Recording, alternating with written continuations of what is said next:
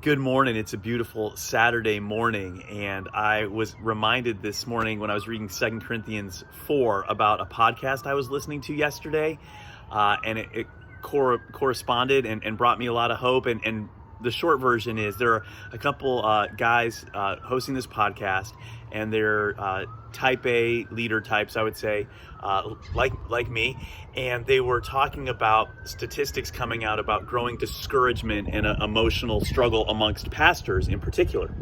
And then they had a couple guests on, and one was a woman who is a pastor and an author, and they were asking her to respond to these growing numbers. And what she said was so brilliant. She basically said, we are embodied people. We are people created to relate with one another in a physical world. And who is not discouraged in this time?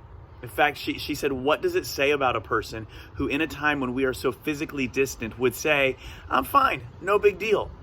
Because it should be a big deal that we are separate from one another, that the world around us is suffering greatly, and that life is not as it should be.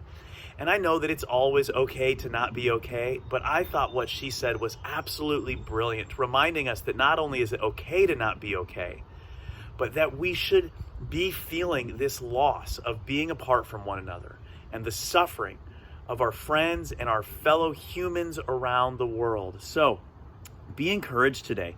Not that you need to not be okay, but that it is good in this season to embrace the grief and loss that we should all be experiencing. I know it was a challenge and an encouragement to me.